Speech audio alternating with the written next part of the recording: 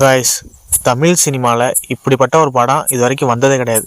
என்னடா எடுத்தோன்னே இப்படி சொல்கிறேன்னு நினைக்காதீங்க. இந்த ஒரு படத்தோட கதையம்சத்தை நம்ம இயக்குனர் நம்ம சசி, ஏன்னா பிச்சைக்காரனுக்கு அடுத்து இந்த ஒரு படத்தில் வந்து வேற லெவலில் சம்பவம் பண்ணியிருக்காப்புல நம்ம இயக்குனர் சசி. அவருக்கு வந்து நம்ம வாழ்த்து தெரிவிச்சே ஆகணும் கைஸ். நம்ம நாட்டில் அந்த மறுமணத்துக்கு எதிராக யாரெல்லாம் எதிர்ப்பு தெரிவிக்கிறாங்களோ அவங்களுக்குலாம் ஒரு தரமான ஒரு செருப்படி இந்த ஒரு படத்தோட கதையம்சமாக போட்டு நம்ம சசி வந்து இந்த ஒரு படத்தை எடுத்து வச்சிருக்காப்புல கைஸ். ஒரு ஆண்டை எல்லா வாழ்க்கையிலையும் ஒரு வாழ வெட்டியாக இருப்பான். ஆனால் ஒரு பெண்ணு வந்து ஒரு வாழ வெட்டியாக இருந்து அவள் என்னென்னலாம் இன்னல்கள் துன்பங்கள்லாம் பாடுபோறா அப்படின்னு சொல்லிட்டு இந்த இயக்குனர் வந்து அழகாக அந்த படத்தை வந்து எடுத்து கொடுத்துருக்கா அவ்வளோ கைஸ். அதை பார்க்கும்போது நம்மளோட லாஸ்ட் சீன்லாம் நம்மள ஒரு கட்டத்தில் வந்து அழுக வச்சிருவானுங்க. அந்த சீன்லாம் பார்க்கும்போது ஒரு மறுமணம் அதுக்கு வந்து இன்னும் எதிர்ப்புகள் தெரிவிக்கிறா, அது எப்படிலாம் தெரிவிக்கிறாங்கன்னு சொல்லிட்டு இந்த படத்தில் அழகாக காமிச்சிருக்காங்க. சரி, இந்த ஒரு படத்தில் நம்ம கதையை நம்ம பார்க்கும்போது இந்த ஒரு படத்தில் ஹீரோயினி வந்து கணவனால் கைவிடப்பட்ட நம்ம ஹீரோயினி, அவளுக்கு வந்து 2 பசங்க இருக்கா. 2 பசங்களை ஒரு பாடுபட்டு ஒருமையான காலகட்டத்தில் வந்து வாழ்ந்துகிட்டு இருக்கும்போது அந்த பசங்களை வந்து அவளுக்கு வந்து படிக்க வைக்க முடியாமல் சாப்பாடும் செஞ்சு கொடுக்க முடியாத அளவுக்கு ரொம்ப கொடுமையான ஒரு காலகட்டத்தில் வந்து நம்ம ஹீரோயினி வந்து வாழ்ந்துகிட்டு இருப்பாங்க.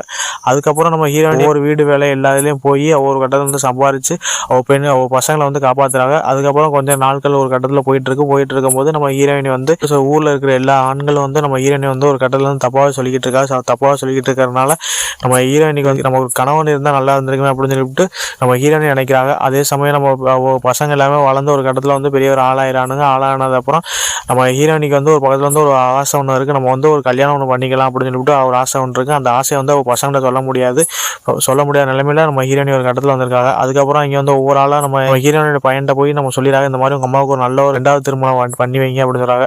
ஆனால் நம்ம ஹீரோயினோட மயனுக்குள்ள அதெல்லாம் புரியாது, உங்கள் வேலையை பாருங்க அப்படின்னு சொல்லிட்டு போயிடாப்புல. ஆனால் நம்ம அம்மாவுக்கு பிடிச்சி நம்ம வந்து கொஞ்சம் காலங்களில் அவருக்கு வந்து மெச்சூரிட்டி ஆனது அப்புறம் நம்ம அம்மாவுக்கு வந்து ஒரு கல்யாணத்தை ஒன்று பண்ணி வைக்கணும் அப்படின்னு சொல்லிட்டு ரொம்ப ஒரு ஆசைப்படுறாப்புல. ஆனால் ஆசைப்பட்டு இருக்கும்போது அவர் வந்து எப்படி அம்மாவே எனக்கு கிட்டத்தட்ட 42 வயசு ஆச்சு, 42 வயசுக்கு மேலே எனக்கு கல்யாணம் வேணாம் அப்படின்னு சொல்லிவிட்டு ரொம்ப வேணாம் அப்படின்னு சொல்லிவிட்டு ஒரு கட்டத்தில் வந்து வாழ்க்கையை வெறுத்துக்கிட்டு ஒரு கட்டத்தில் இருக்காங்க. ஆனால் பசங்க 2 பேருமே நம்ம அம்மாவுக்கு வந்து ஒரு நல்ல ஒரு வாழ்க்கை ஒன்று அமைச்சு கொடுக்கணும், அவளுக்கு வந்து ஒரு கட்டத்தில் நினச்சிக்கிட்டு இருக்கும்போது அங்கே பார்த்தா கிட்டத்தட்ட ஏற்பட்ட எதிர்ப்புகள்லாம் ஒரு கட்டத்தில் வருது. எப்படின்னா நம்ம ஹீரோயினி வந்து கிட்டத்தட்ட அந்த கல்யாணமே வேணாம்னு சொல்கிறாங்க. ஆனால் அதே சமயம் இன்னொரு ஆளை வந்து நம்ம ஹீரோயினிக்கு வந்து பிடிச்சி போயிருது. ஆனால் பிடிச்சி போனது அப்புறம் தான் இன்னொரு பெரிய ஒரு ட்விஸ்ட் என்னன்னா, அங்கே ஊரில் இருக்கிற ஆண்கள் ஒரு கட்டத்தில் வந்து அந்த 2வது மறுமணத்துக்காக கிட்டத்தட்ட ரொம்ப ஒரு எதிர்ப்பு தெரிவிக்கிறாங்க. எதனால 42 வயசு ஒரு பெண்ணு வந்து ஒரு இவ்வளோ பெரிய வளர்ந்த பசங்களை வச்சுக்கிட்டு எப்படி கல்யாணம் முடிக்க போச்சு, இதே இவ்வளோ பார்த்துக்கிட்டு பிடிச்ச ஊரில் இருக்கிற பொண்டாட்டிலாம் சண்டை போட்டுட்டு வேற 2வது கல்யாணம் பண்ணிடுவாங்க அப்படின்னு சொல்லிவிட்டு ஊரில் இருக்க ஆண்களை ஒரு கட்டத்தில் வந்து சொல்கிறாங்க, நம்ம ஹீரோயினியை வந்து ரொம்ப நம்ம கொல்லணும் வைக்கணும் அப்படின்னு சொல்லிவிட்டு ஒரு எதிர்ப்பு தெரிவிக்கிறாங்க.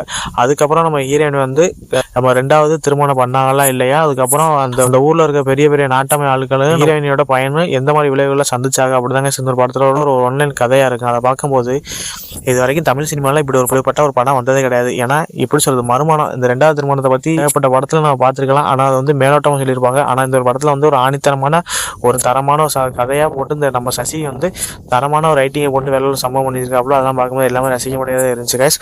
ஆனால் இந்த ஒரு படத்தில் நடிச்ச நம்ம ஹீரோயினி ஆசிகா விஜய், அவள் தான் இந்த படத்தோட ஒரு மெயின் ஹீரோயினியாக இருக்காங்க. அவள் ஆக்டிங் நம்ம பார்க்கணுமே கைஸ். ஸ்டார்டிங்லேருந்து எண்டு வர வேற லெவலில் சம்பவம் பண்ணி வச்சிருக்காப்புல. ஆனால் இந்த ஒரு படத்தில் மெயினாக நம்ம பார்க்கறதுக்கு காரணமும் நம்ம விஜய் ஆண்டனி தான் இதில் மெயின் ரோலாக நடிச்சிருக்காங்கன்னு பார்த்தா அப்படி கிடையாது கைஸ். நம்ம ஆசிகா விஜய் அவள் தான் இந்த படத்தோட ஒரு மெயின் ஹீரோயினியாக நடிச்சிருக்காங்க. நம்ம விஜய் ஆண்டனி வந்து கிட்டத்தட்ட லாஸ்ட் 40 நிமிஷம் சீன்லாம் வருவாப்புல. அதை பார்க்கும்போது நம்ம விஜய் ஆண்டனி ஆக்டிங்லாம் நம்ம ஓரளவுக்கு ஓகே மாதிரி தாங்க செஞ்சு. மற்றபடி இந்த படத்தோட ஹீரோயினியாக அவள் ஆக்டிங்லேருந்து எல்லாம் பார்க்குறது எல்லாமே ரசிக்க முடியாது இருந்துச்சு. இந்த படத்தில் நம்ம ஹீரோயினிக்கு பையனா நம்ம அஜய் திசான் அவரோட ஆக்டிங் எல்லாம் பார்க்கும்போது எல்லாமே ரசிக்க முடியாது இருந்துச்சு. அவள் பசங்க வந்து எந்த மாதிரிலாம் கஷ்டப்பட்டுக்கிட்டு எந்த மாதிரிலாம் ஊரில் இருக்கிற எல்லாத்தையும் அவர் வந்து கட்டுப்படுத்திக்கிட்டு எல்லாமே பண்ணுறதெல்லாம் பார்க்கும்போது எல்லாமே ரசிக்க முடியாது இருந்துச்சு கைஸ். கண்டிப்பாக அவர் கட்டத்தில் வந்து வாழ்த்து தெரிவிச்சு ஆனால் நம்ம அஜய்க்கு. அதுக்கப்புறம் இந்த ஒரு படத்தில் வந்து கருணாஸ் வந்து ஹீரோயினிக்கு அண்ணன் அவர் கட்டத்தில் நடிச்சிருப்பாங்க. அவர் ஆக்டிங்கை பார்க்கும்போது எல்லாமே பார்க்குறது நல்லா ரசிக்க முடியாது இருந்துச்சு. எல்லாமே பார்க்குறது கொஞ்சம் நல்லா இப்படி சப்போர்ட் பண்ணுறாப்புல அப்படின்னு பார்த்தா லாஸ்ட் ஒரு 1/2 மணி நேரம் சீன் நம்மளே கட்டுனா இப்படி ஒரு மோசமான ஒரு சீனில் நடிச்சிருக்காப்புல அப்படிதான் காசு நமக்கே தோணுச்சு. மற்றபடி கருணாஸ் ஆக்டிங்லாம் எல்லாம் பார்க்குறதுக்கு தரமாக ஒரு ஆக்டிங்கை போட்டு எல்லாம் சம்பவம் பண்ணிச்சிருக்காப்புல.